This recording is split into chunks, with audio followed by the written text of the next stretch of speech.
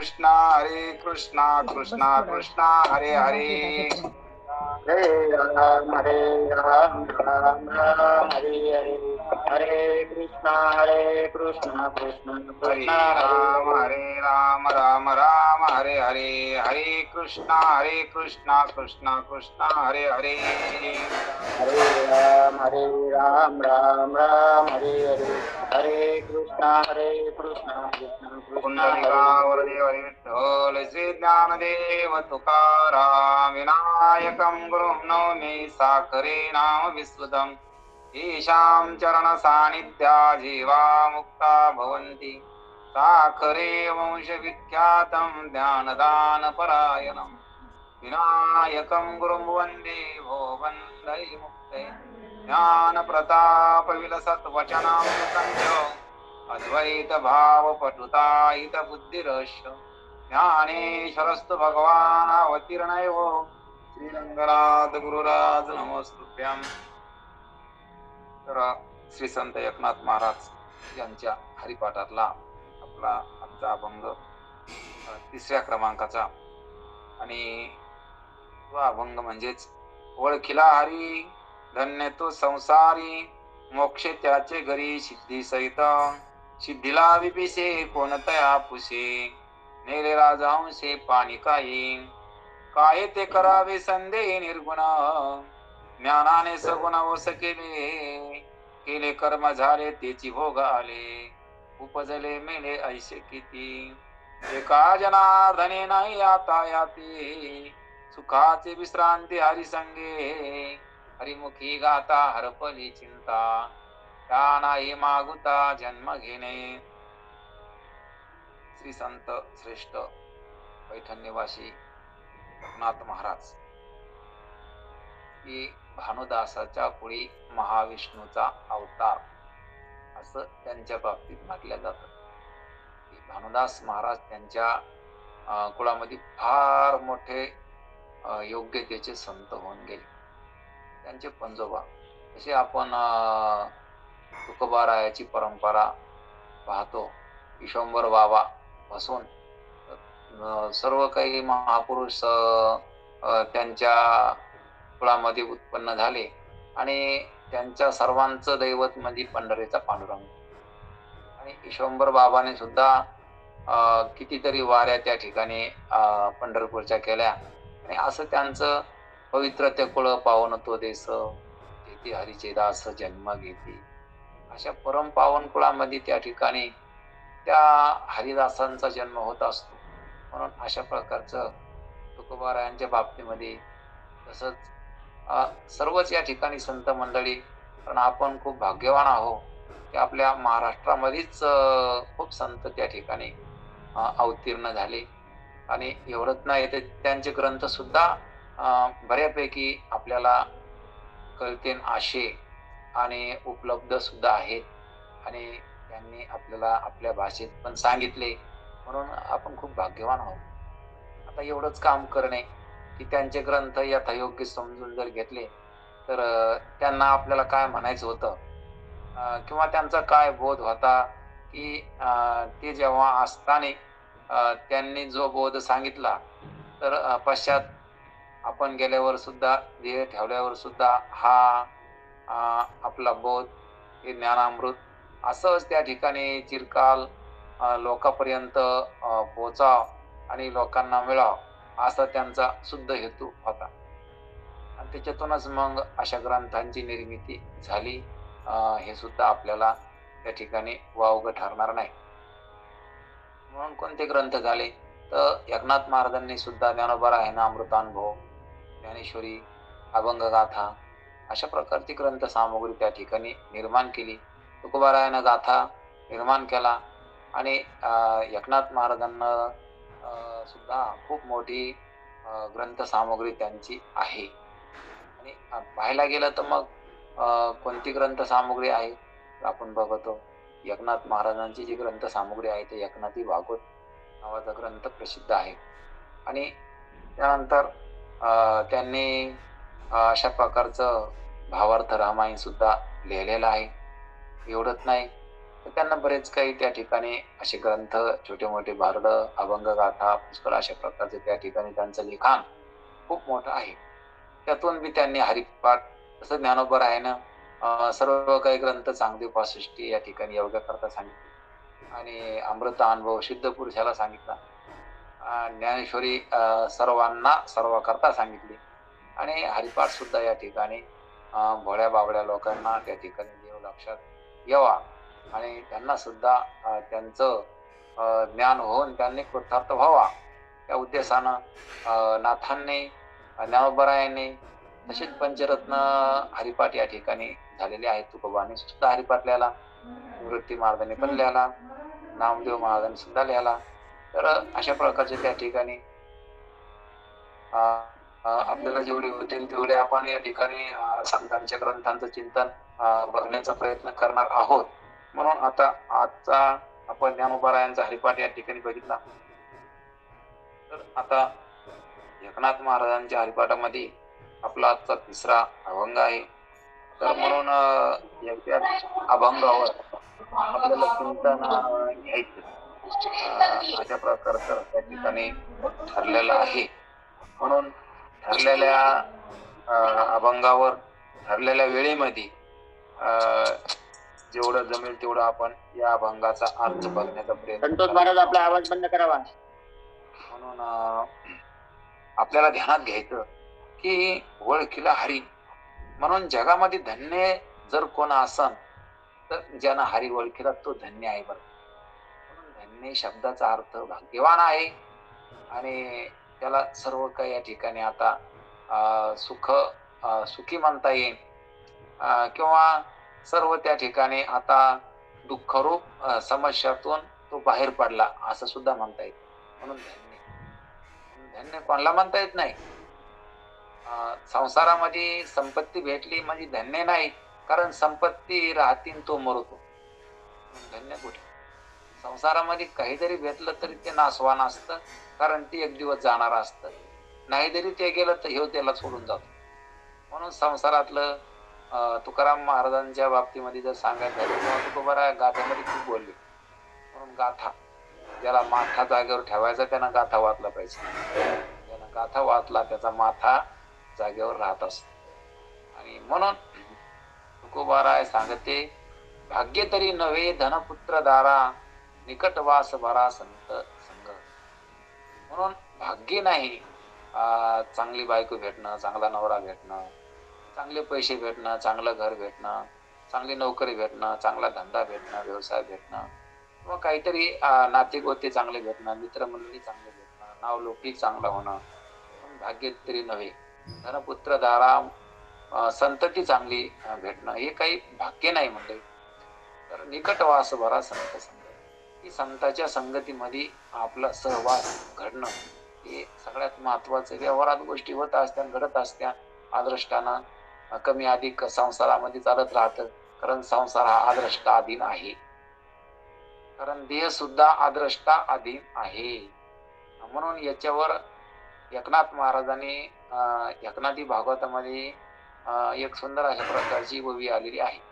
आदृष्टा अधीन शरीर येथा लिया हरिहर, अन्यथा न करती अनुमात्र वेदशास्त्र संमत.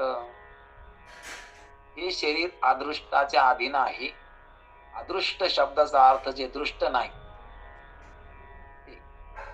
म्हणून कधी कोणावर कोणता प्रसंग येईल, कोणतं सुख येईल, कोणतं दुःख येईल, तर ते काही माहित नसतं, पण येतं.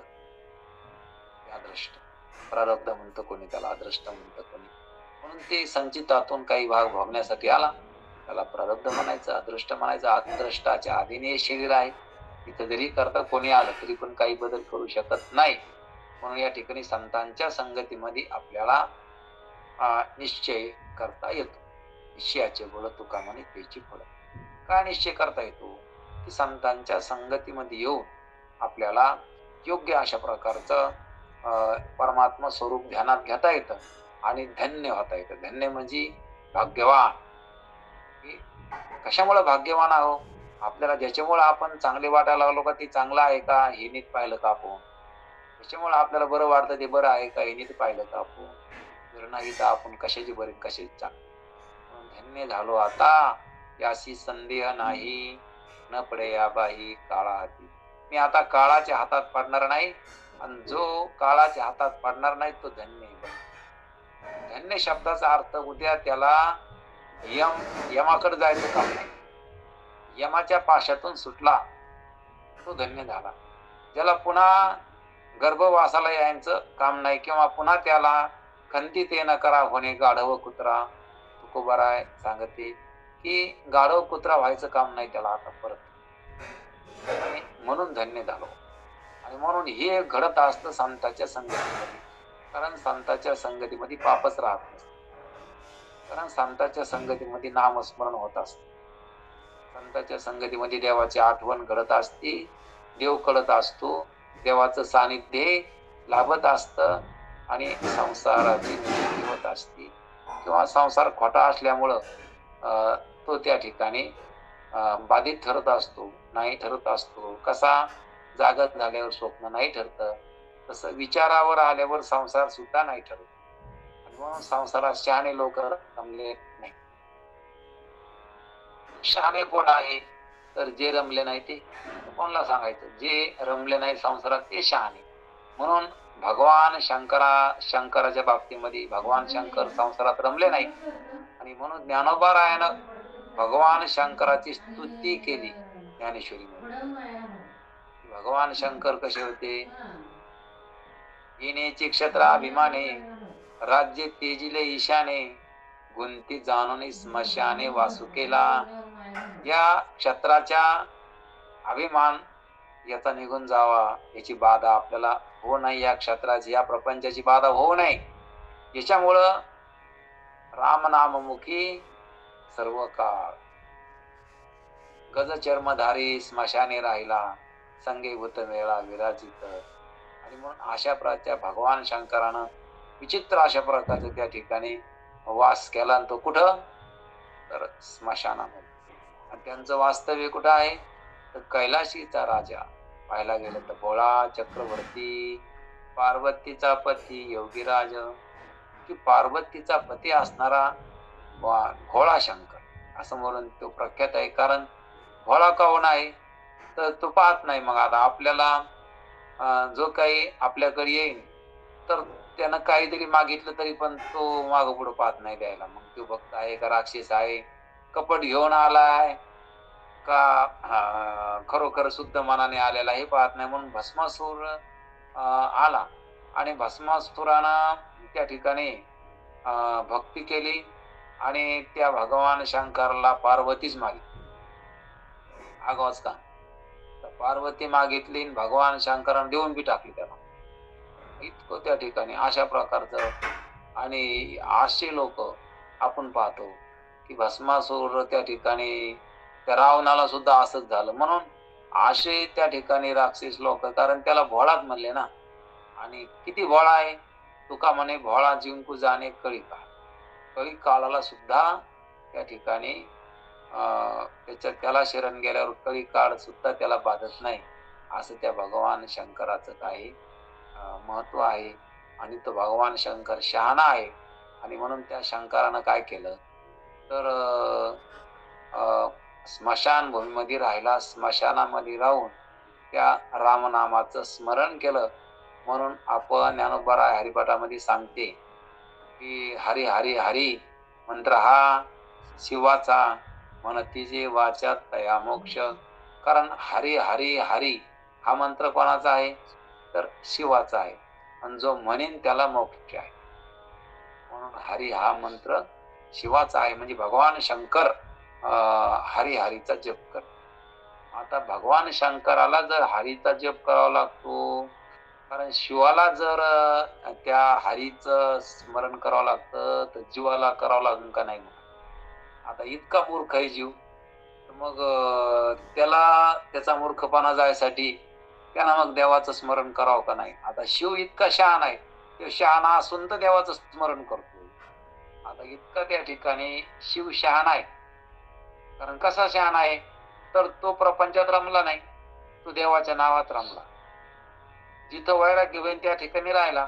मग ते स्मशान आहे का काय ते नाही बघितलं, पण इथं वैराग्य आहे किंवा इथं लोकवस्ती नाही किंवा कोणाचा कोलाट त्या ठिकाणी नाही. म्हणून एकांत जागा मला भेटली. म्हणून तिथेच ते नामस्मरण करीत बसले आणि म्हणले अपवित्र असतं स्मशान, परंतु जिथं नामस्मरण असतं ते तिथं अपवित्र कसं राहील हो? ते निघून जाईल ना. कारण नाम इतकं पवित्र आहे की अपवित्र तिथं राहील का? जसं सूर्य उगवल्यावर अंधार कसा राहील? त्यामध्ये बऱ्याच दिवसाचा आहे. इथंच राहत असतो अंधार. पण सूर्य नाही तोपर्यंत म्हणा, सूर्य उगवल्यावर कुठं त्या ठिकाणी अंधार राहणार आहे. म्हणून अशा प्रकारचं महत्व हरीचं आहे. म्हणून हरिजप केला पाहिजे. म्हणून तुकाराम महाराज सुद्धा त्यांच्या अभंगात सांगते, हरी हरी तुम्ही म्हणा रे सकळ तिने माया जाळ तुटतील. कारण तुम्ही हरी हरी नावाचा जप करी जा आणि हरीचं स्मरण केलं की तुम्हाला माया राहणार नाही. आता माया काय करते? तर माया फजिती करते. माया काय करते? माया दुःख देते. माया म्हणजे काय? म्हणून त्या ठिकाणी पाहिलं आपण सकाळी भजनामध्ये म्हणतो की माया विघ्ने भ्रमला खरे म्हणता मी माझे निघरे येतो संपत्तीचे वारे साचुकारे जाईल धनदारा पुत्र जन. म्हणून हे मायाचं विघ्न पडलेलं आहे. कारण माया म्हणजे जी नाही ती भ्रम. माया म्हणजे काय? भ्रम आणि खोट. आणि हे प्रपंच सुद्धा कसा आहे? मग खोटाच आहे. आणि म्हणून ह्या खोट्याच्या नादी लागू नये. कारण का लागू नये? आपण खरे आहेत म्हणून लागू नये. आता खोटा का होऊ नये? तो त्या ठिकाणी सारखा राहत नाही म्हणून खोटा आहे. आपण एखाद्या माणसाला त्या ठिकाणी काय म्हणतो, याचं काय खरंय की ह्यो गणित एक बोलतो, गणित एक बोलतो, आता एक बोलतो, लगेच काही वेळानं दुसरंच बोलतो. आणि म्हणून याच्यावर विश्वास नाही. याचं काही खरं धरायसारखं नाही. का? तर याच्या बोलण्यात तारतम्य नाही. म्हणून म्हणून इथं सुद्धा हा प्रपंच सुद्धा असाच आहे. आपल्या संगतीला आहे परंतु असाच आहे की याच्यात काही खरं नाही. कारण केव्हा कोणतं रूप दाखवीन काही सांगता येत नाही. कारण कधी सुख आणेन आणि कधी दुःख आणेन, कधी बरं आणेन कधी वाईट आणेन, कधी मान आणेन कधी सन्मान आणेन, कधी शत्रू पुढे आणेन कधी मित्र आणेन, कधी काय आणेन कधी काय आणेन. हा प्रपंच सुद्धा असाच असाच आहे म्हणल्यावर हा खरा नाही. किती खरा नाही? तर ते ओलिसाक पण खरा नाही. म्हणून मृगजळ जसं जितकं खोटं आहे ना तितकाच हा प्रपंच खोटा आहे.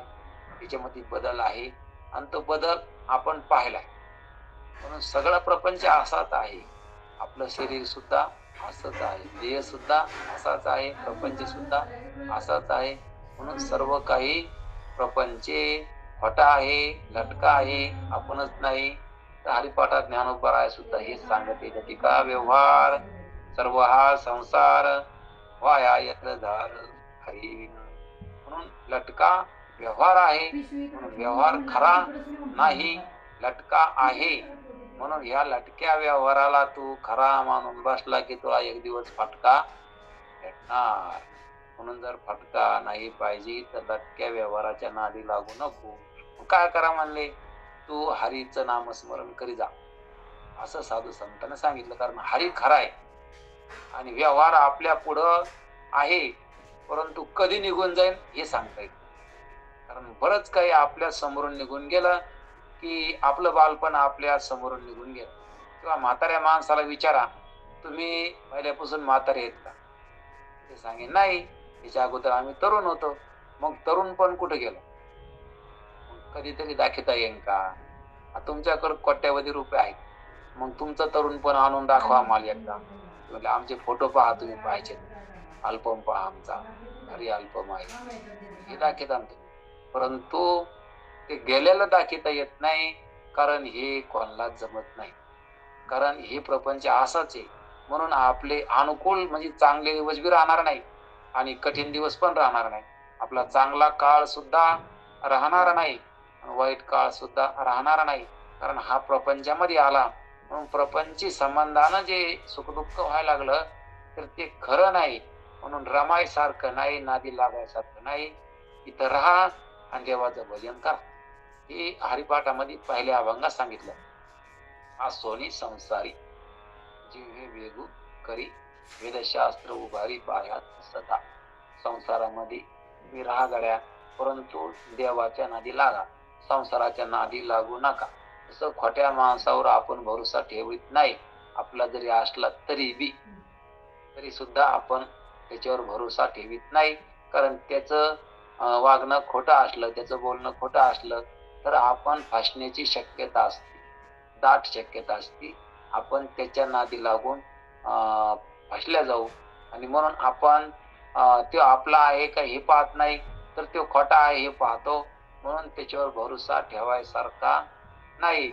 आपला आहे म्हणून त्याग करता येत नाही, परंतु भरोसा पण ठेवता येत नाही ना. मग तशा प्रकारचा हा प्रपंच सुद्धा या ठिकाणी आता सोडता येत नाही, परंतु खरा नाही ना. याच्यावर भरोसा ठेवायसारखा नाही. या धनाचा न धरी विश्वास, जैसी तरुवर छाया, याता याती न चुके तरी भोगशील काया. या हरी भजने विन तुझा जन्म जातो वाया, या लागी तू भज वैकुंठा दिसाच्या पाया. म्हणून या ठिकाणी हरी भजना वाचून तुझा जन्म व्यर्थ चाललाय. म्हणून तू या ठिकाणी तुझा जन्म व्यर्थ जाऊ देऊ नको.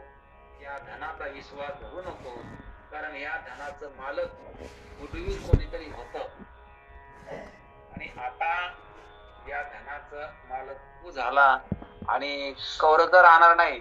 उद्या पुन्हा कोणी दुसरं तरी मालक याचं होणारच आहे. आणि धन तर तेच आहे, परंतु त्याचा इष्टेटीचा मालक या ठिकाणी बदलणार आहे. कारण इष्टेट तुझी राहणार नाही, शरीर सुद्धा तुझं राहणार नाही. कारण एक काळाच ते हे काळाचे, धन कुबेराचे, येथे मनुष्याचे काय आहे. कारण हे धन काळाचं, धन कुबेराचं आणि देह काळाचा. कारण देहाला काळ न्याय लागला. म्हणून तुकाराम महाराज आपल्याला सावध करून सांगायला लागले, काळाची आवडी पडेल वा जेव्हा, सोडविना तेव्हा माय बाप, सोडविना बंधू पाठीची बहीण, शेजीची कामिना दूर राही. म्हणून तुला कोणी सोडिणार नाही. तुका म्हणे तुला सोडविना कोणी, एका चक्र पाणी वाचोनी या. म्हणून तुला त्या परमात्म्याशिवाय कोणी सोडित नाही. म्हणून तू आतापासून त्याचं भजन कर. म्हणले आयत्या टायमाला बघू आता, जेव्हा प्रसंग येईल किंवा जेव्हा आपल्यावर मरणाचा वेळ येईल तेव्हा आम्ही भजन करू, परंतु तेव्हा आठवणार नाही. मग तेव्हा या माईक प्रपंचातून बाहेर पडता येणार नाही. म्हणून तू आताच या ठिकाणी वेळी सावध होय.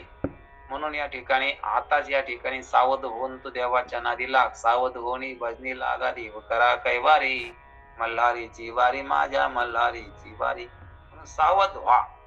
सावध होणं म्हणजे देवाचं भजन करणं.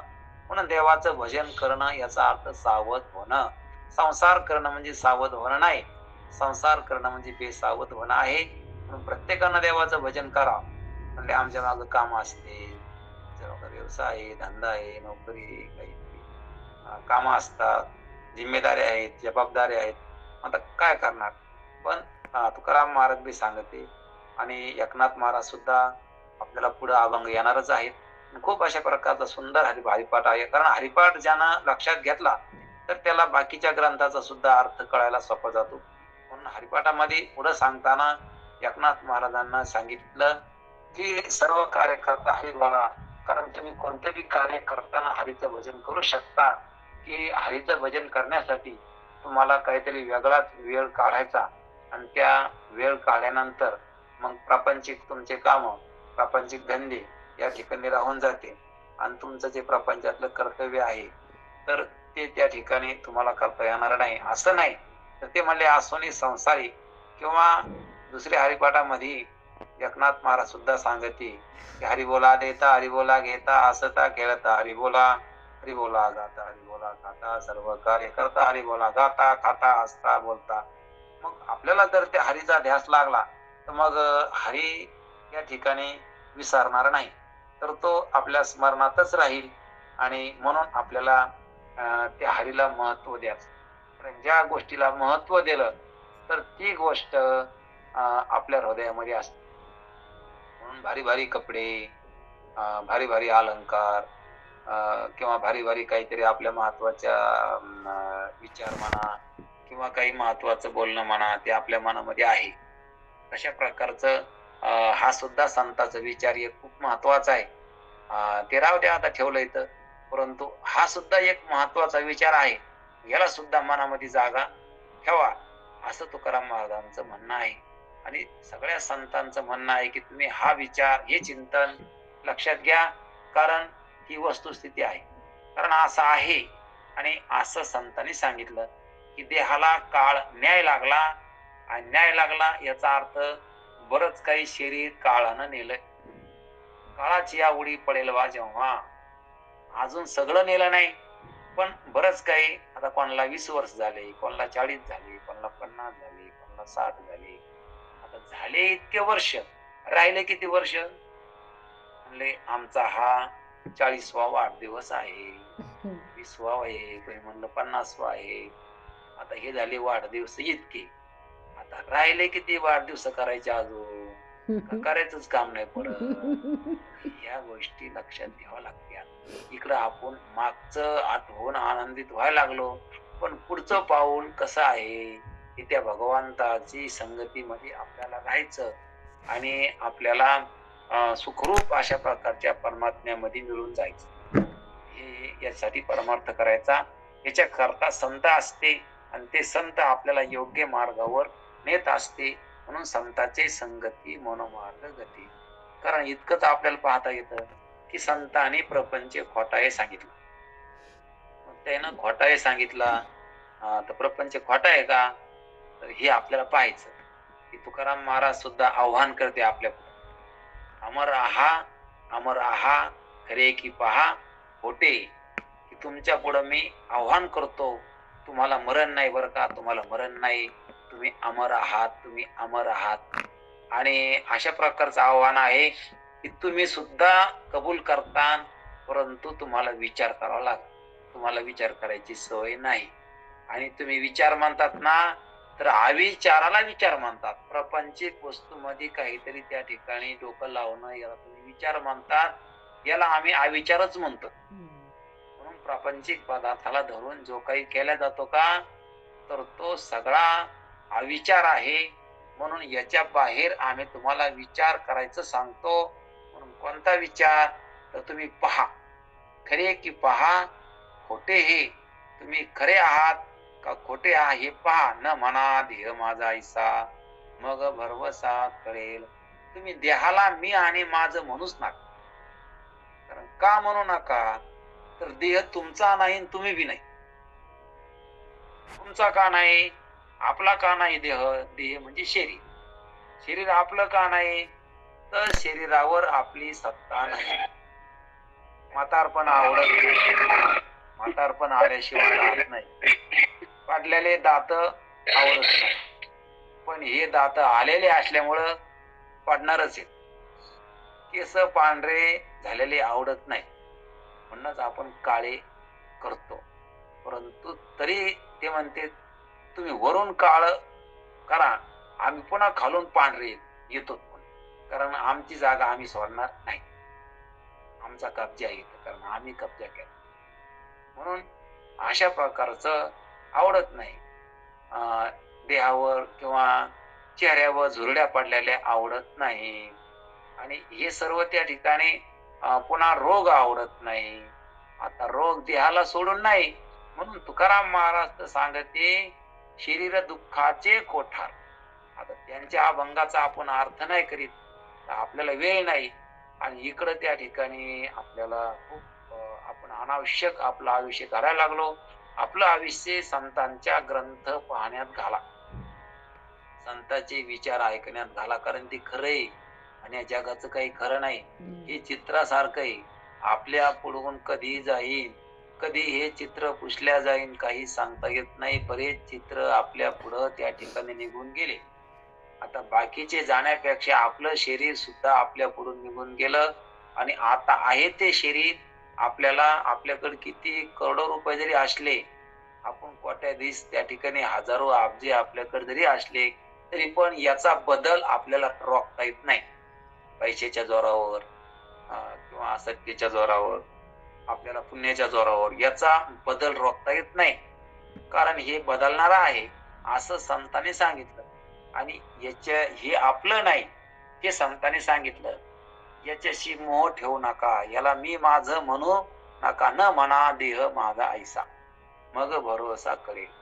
तुम्ही देह नाहीत असं तुकाराम महाराज सांगते. कारण देह कोणाचा आहे? मग त्याने सांगितलं, देह आहे काळाचे, धन कुबेराचे, इथे मनुष्याचे काय आहे. देह कोणाचा आहे? काळाचा आहे. कारण ज्यानं नेला त्याचा, का जीव म्हणीन त्याचा? ज्यानं नेला त्याचा. कारण देहाला कोण नेतो? काळ नेतो. म्हणून काळाची या उडी पडेल बा जेव्हा, कारण काळ आल्यावर तो पाहत नाही. मग कारण मासी पंख पाकडे तो हे सरे, हे काळा नाळाच्या तोंडी घातली लोणियाची उंडी, मासी पंख पाकडे तो हे सरे.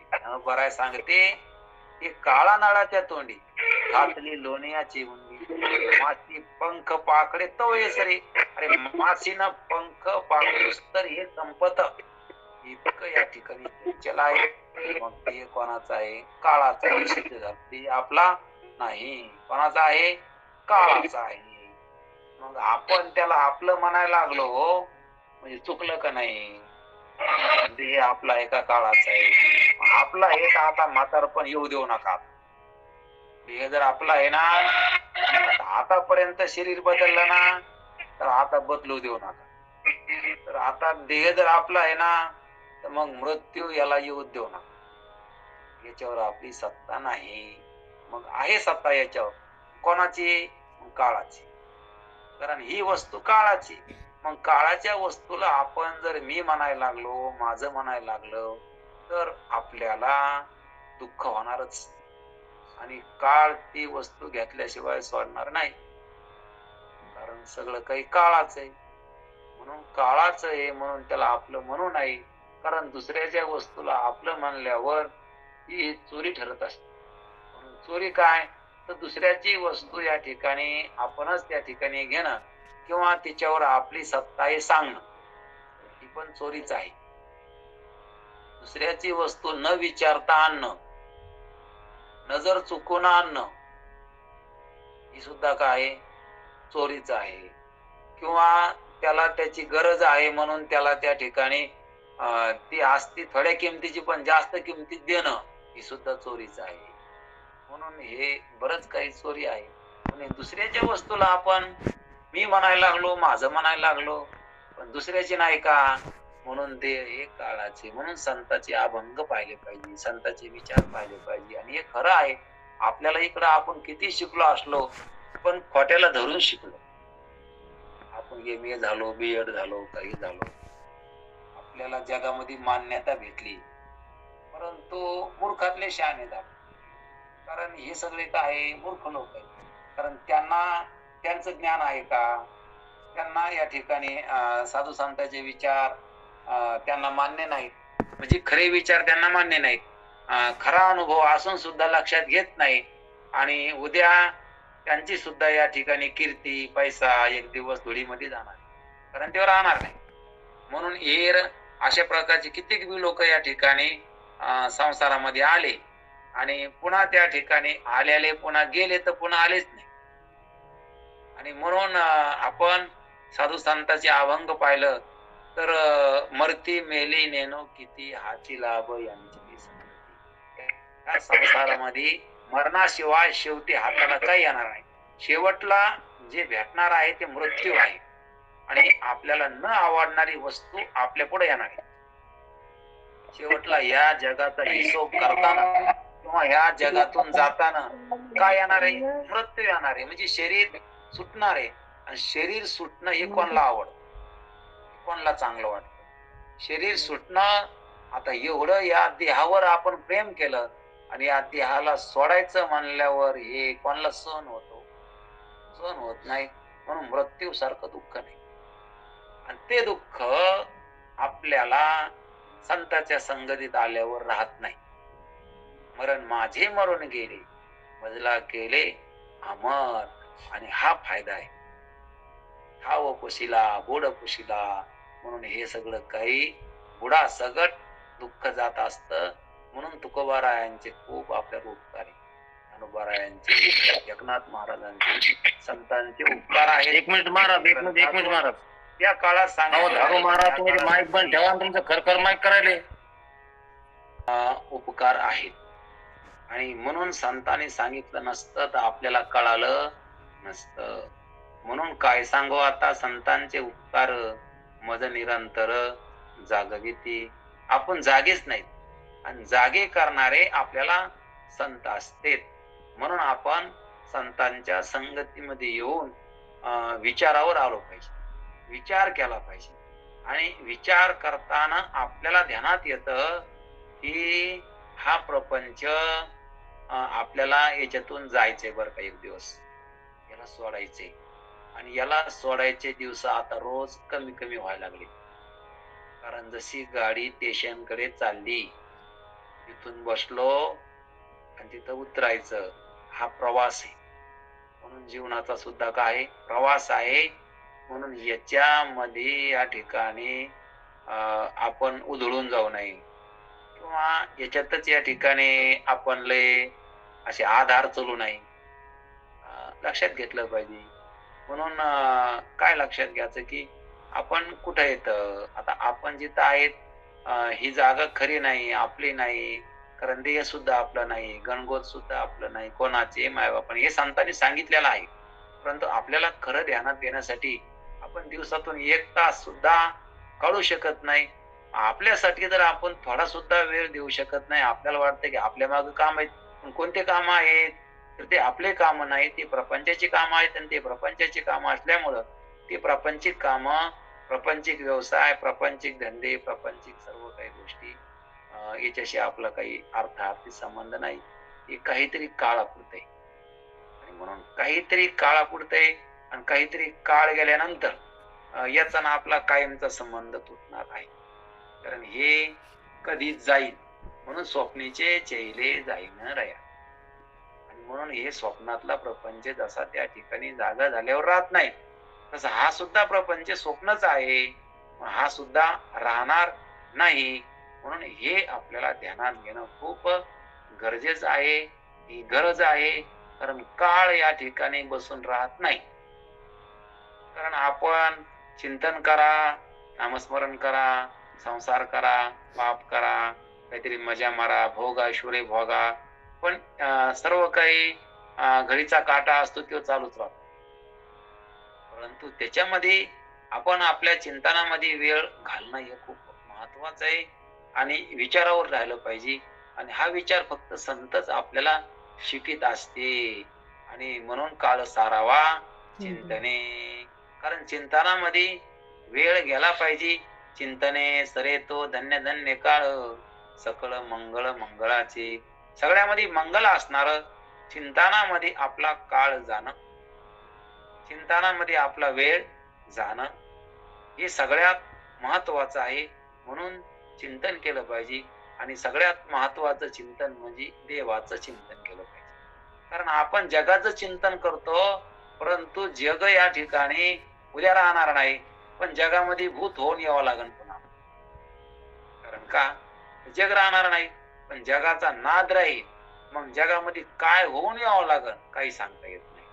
कारण जगाचा नाद राहिला ना, म्हणून जगात ज्याचा नाद असतो ना, तर ते कधीतरी त्याला भेटत असतं. म्हणून आपल्याला देवाचा नाद जर लागला तर देवाची प्राप्ती. आपण जर या ठिकाणी जरा जोरात चाललो किंवा प्रामाणिकपणाने परमार्थ केला, देवासाठीच परमार्थ केला, अंतःकरणातून परमार्थ केला, मनोमन परमार्थ केला, तर निश्चित आपण देवापर्यंत पोहोचू. आणि थोडा या ठिकाणी वेळ लागला किंवा आपल्याच्याने तितका झाला नाही, पण एक दिवस आज ना उद्या कधीतरी पोहोचू. कारण योग्य रस्त्याला आपण लागल्यावर निश्चित त्या ठिकाणी आपण पोहोचू. परंतु जर का आपण संसारामध्ये जर वेळ घातला, आपला काळ पूर्ण वेळ प्रपंचामध्येच घातला, किंवा हे सगळे काही पदार्थ गोळा करण्यामध्ये, सांभाळण्यामध्ये, कारण हे सर्व काही सांसारिक प्रापंचिक वस्तू जमा करताना खूप कष्ट आहेत, सांभाळताना खूप कष्ट आहेत, आणि गेल्यावर फार दुःख आहे. याचा स्वभाव तर जाणच आहे. कारण जे येतं ते जात असतं, आलेलं जात असतं, उत्पन्न झालेलंच मरत असतं. आणि म्हणून अशा प्रकारचं उत्पन्न होणं, नष्ट होणं, जन्मणं, मरणं, येणं, जाणं, म्हणून हे सर्व काही असंच असतं. आपल्या घरी कोणी पाहुणा आला तर तो जरी करता राहिला 4 दिवस तरी पण त्याला जायचं असतं, ही त्याची तारीख ध्यानात असते. आपलं या तारखेला जायचं. तसं या ठिकाणी आपण या ठिकाणी आलो. इथून सुद्धा ईश्वरानं आपल्याला पाठविलंय, आपण आलो नाही. आणि त्यानं येताना सुद्धा आपल्याला सर्व काही इथं सगळं काही व्यवस्था लावून दिली. आणि परंतु आपण आपली व्यवस्था करायला लागलो. आपल्याला आपली व्यवस्था करता येत नाही. त्याने व्यवस्था करून दिलेली आहे. कारण आपल्याला जर आपली व्यवस्था करता आली असती, तर गर्भवासामध्ये मग त्या ठिकाणी आपण आपली व्यवस्था केली असती. मग तिथं गर्भवासामध्ये आईच्या गर्भात असताना आईने व्यवस्था केली का बाळानं केली? बाळा दुधा कोण करीत उत्पत्ती, वाढवी श्रीपती सवे दोन्ही. कारण गर्भाचं आणि आईचं पोषण देवानं केलं गर्भामध्ये आणि झाल्याबरोबर त्या आईच्या स्थानामध्ये दूध निर्माण केलं.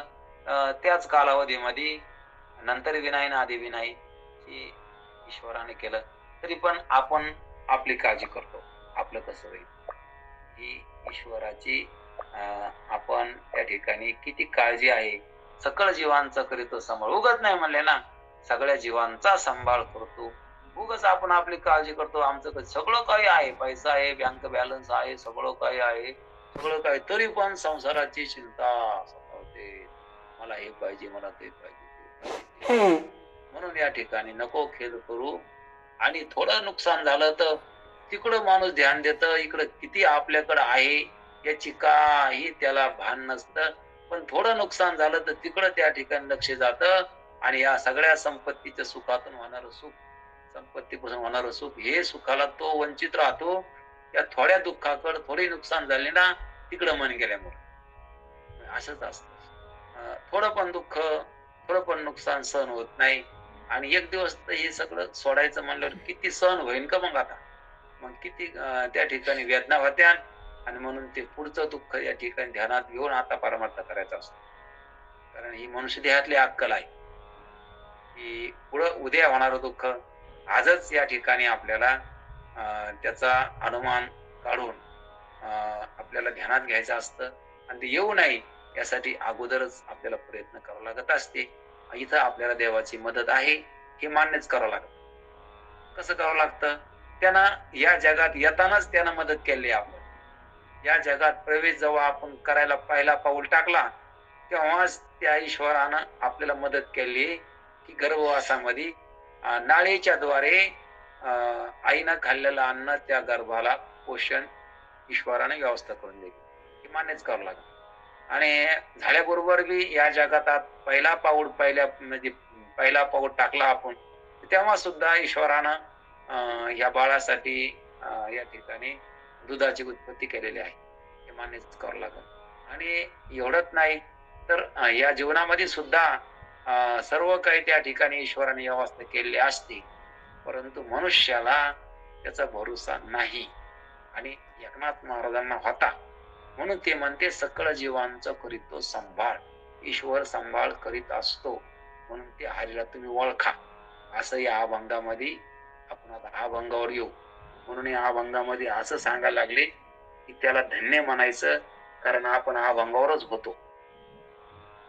परत त्या ठिकाणी आपल्याला वाटलं पाहिजे की याने अभंग घेतलाय, नाहीतर पुन्हा म्हणतात की अभंग घेतला पण अभंगातलं सांगितलं नाही. अभंगात जरी सांगितलं नाही, पण अभंगाच्या बाहेरचं पण सांगितलं नाही ना. वाटत असं की अभंगातलं नाही सांगितलं पण बाहेरचं पण सांगितलं नाही. कारण धन्य कोणला म्हणायचं? जो देवाचं भजन करतो तो धन्य आहे. म्हणून अशा हरीला तुम्ही ओळखा, की जे हरीनं आपली एवढी काळजी घेतली, किंवा जो हरी आता सुद्धा आपली काळजी घ्यायला लागला, त्या हरीला जर आपण ओळखीलं तर आपण धन्य होऊ. किंवा आपल्याला भाग्यवान म्हणता येतं. संसारामध्ये आपण हे माईक पदार्थ गोळा करून जाताना आपण काहीच नेत नाही. कारण जाताना काही नेता येत नाही. मोकळे आलोत आणि मोकळे जाणार आहे. आणि तरी सुद्धा या ठिकाणी नेहमी चित्तामध्ये जे आपलं नाही का तेच बसलेलं आहे. आणि खरं आपला कोण आहे? जो आपल्यासाठी असतो तो आपला आहे. कारण कोरोना काळामध्ये आपलेच माणसं होते, परंतु लोकांनी सांगितलं, मोठमोठे श्रीमंत लोक होते, त्यानं सांगितलं की तुम्ही तिकडच त्याचा विल्हेवाट लावा, तिकडच त्यांना त्या ठिकाणी अग्नी दहन द्या आणि या ठिकाणी आमच्याकडे थोडे राख पाठवून द्या. अशा प्रकारचं आपण बऱ्याच ठिकाणी झालेलं बघितलं आणि आम्ही तुम्हाला तुमचं त्या ठिकाणी पैसे काय असतील देऊन टाकू आणि अशा प्रकारचं या ठिकाणी तरी पण काही वेळ आला, काही प्रसंग आला तर ही माणसं कधी सोडतील काही नाही याचा भरोसा. परंतु ईश्वरानं कधीच सोडलेलं नाही. कोरोनामध्ये सगळ्यांना त्या ठिकाणी एकमेकाला सोडलं, पण ईश्वरानं सोडलं नाही. का नाही सोडलं? तर त्याचा श्वास चालू होता. श्वास चालू होता म्हणल्यावर त्या माणसाच्या लांब राहून श्वास चालवता येत नाही, जवळ राहूनच चालवावा लागतो. मग ज्या अर्थी ईश्वरानं श्वास चालविला त्या अर्थी ईश्वर जवळच होता आपल्या. त्याला काही भीती नसन का काय माहित कोरोनाची, तो कुठं होता? जवळच होता. म्हणून सकळ जीवांचा करीतो संभाळ. इतक्या लांब राहून एवढे काम कशी करता येते? म्हणून तो कुठे?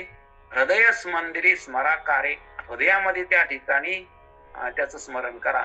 म्हणून आपण देवाचं दर्शन घेताना आपल्या हृदयाला त्या ठिकाणी हात लावतो, कारण परमात्मा इथे आहे. कोणत्या देवतेचं दर्शन आपण घेतो, हात जोडतो आणि आपल्या हृदयावर बोट ठेवतो, कारण परमात्मा इथे इथं आहे.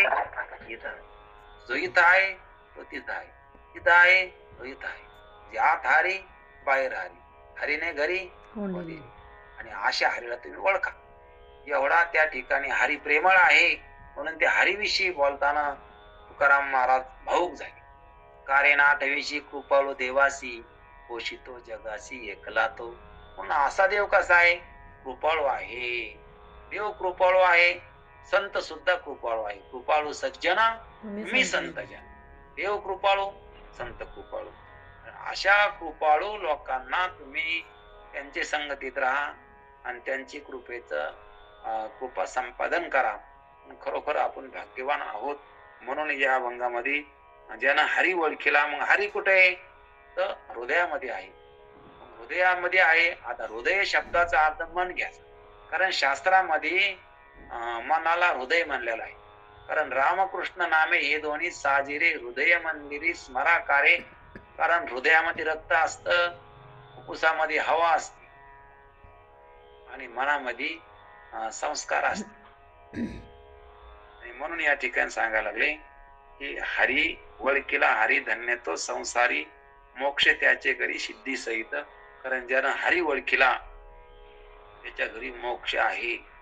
कशा सहित आहे? सिद्धी सहित आहे. कारण सिद्धी सिद्धी म्हणजे त्या ठिकाणी अशा प्रकारचं आपण पाहतो की योगी लोकायला सिद्ध्या प्राप्त होत्या. की हातामध्ये माती घेतलं की सोनं होतं, की चांगदेवानं मृत मनुष्याला जिवंत केलेलं आपण बघितलं की चरित्रामध्ये आपल्याला ऐकायला भेटतं की ह्या सिद्ध्या आहेत. म्हणून अशा प्रकारच्या खूप अशा प्रकारच्या सिद्ध्या आहेत. म्हणून ही सिद्धी आहे मोक्ष सिद्धी. ही मोक्ष म्हणजे मोक्ष शब्दाचा अर्थ असा आहे, प्रकरण ग्रंथामध्ये पंचदशी या ग्रंथामध्ये ही सकल दुःख निवृत्ती आणि परमानंदाची प्राप्ती याला म्हटलेलं आहे मोक्ष. आणि म्हणून मोक्ष म्हणजे प्रत्येकाला या ठिकाणी इच्छा आहे की माझं सगळं दुःख गेलं पाहिजे, मुळा सगळं दुःख गेलं पाहिजे आणि मला सर्व सुखाची प्राप्ती झाली पाहिजे, असं जी जीवाची इच्छा आहे. आणि म्हणून ही इच्छा देवाला ओळखल्यावर त्याची पूर्ण होत असते. म्हणून देवाला ओळखलं पाहिजे.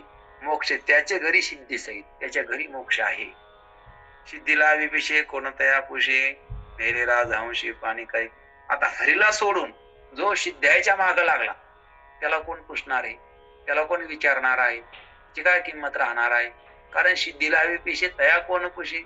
राजहंस पक्षांना पाणी घेऊन जावा, म्हणजे जसं जे काही मौल्यवान आहे तर ते सोडून द्यायचं आणि एक फडतूस वस्तू त्या ठिकाणी, टाकाऊ वस्तू या ठिकाणी घेऊन जाणं, अशा प्रकारचं होईल.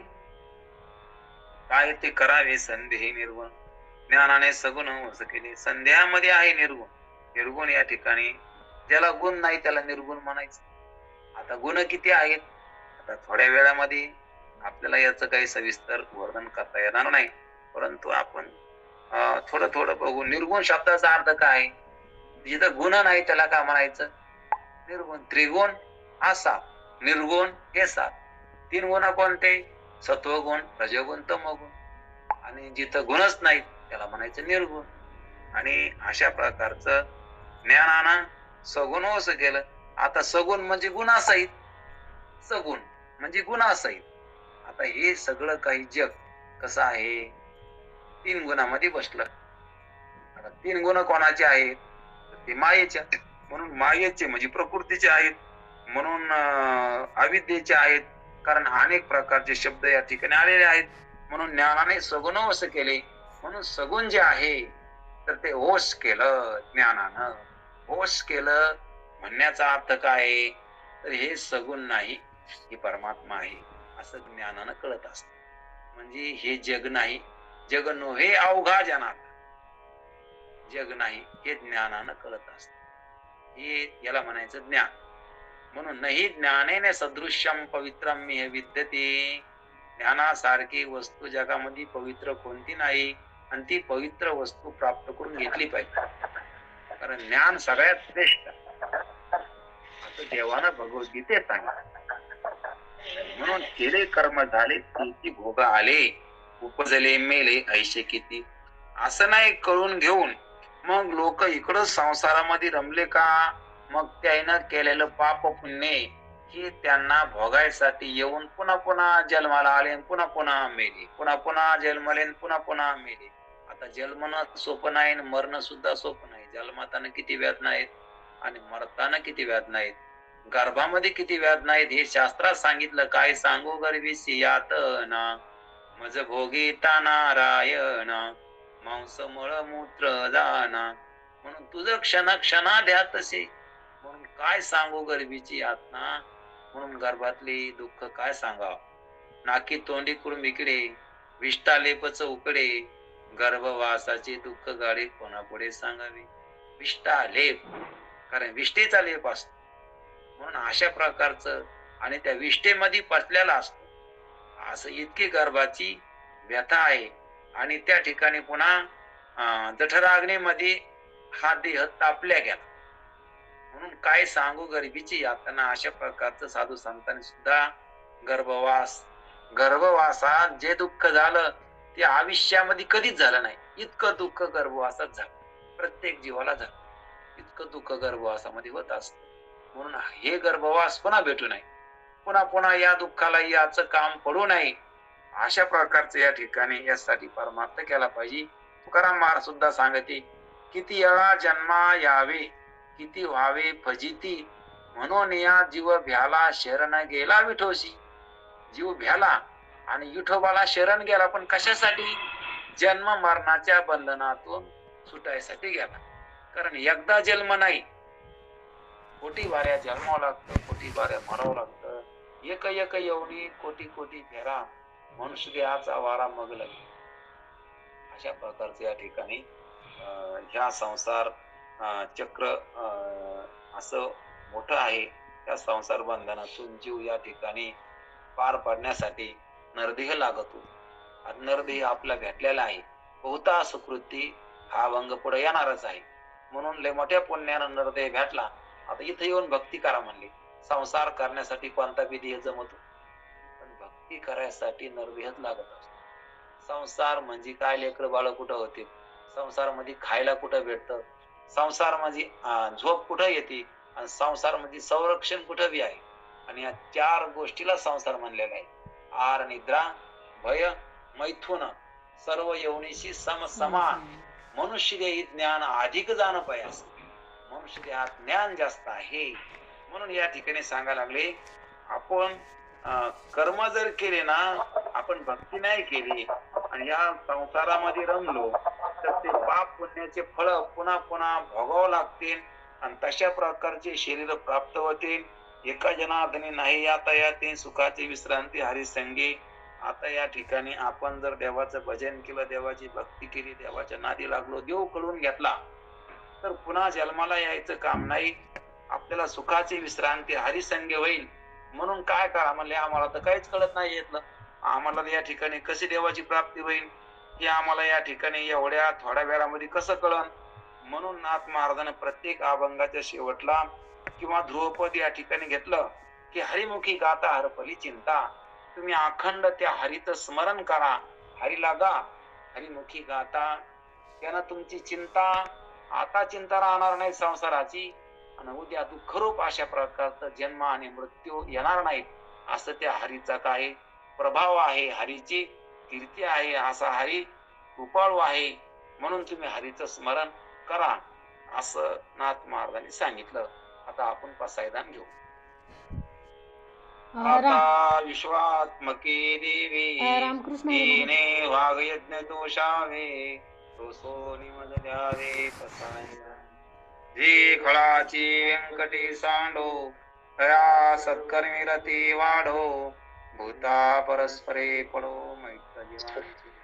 दुरितांचे तिमिर जावो, विश्व स्वधर्म सूर्य पाहो, जो जीवांशील तुझे गावो. वर्षोत सकळ मंगळी, ईश्वर निष्ठांची मांद्याळी, अनवर्त भूमंडळी भेटतो. सरा कल्पतरुचे हरवो, चैतना चिंतामणीचे गावो, बोलती जे अर्णवो पियुषान. चंद्रमेघी आलांछन, मार्तंड जे तापहीन, हे सर्वही सदा सज्जन स्वैरे. किंबहुना सर्व सुखी, पूर्ण होवो नितीन लोकी, भजिदो आदि पुरुखी अखंडित. आणि ग्रंथ भजिवे विशेष लोकी, दृष्टादृष्ट विजय उभा. येथ म्हणे श्री विश्वेश्वराव, हा होईल दान पसाव. येणेवर ज्ञान देव सुख्या, येणेवर ज्ञान देव सुख्या, येणेवर ज्ञान देव सुख्या. कुंडलिकावर दे विठ्ठल श्री ज्ञानदेव. पंढरनाथ भगवान एकनाथ महाराज. रामकृष्ण हरी. सर्वांना रामकृष्ण. रामकृष्ण हरी महाराज. अतिशय सुंदर सेवा झाली. सर्वांच्या वतीने, आपल्या श्री रघुनाथ फाउंडेशनच्या वतीने मी आपले मनपूर्वक आभार व्यक्त करते.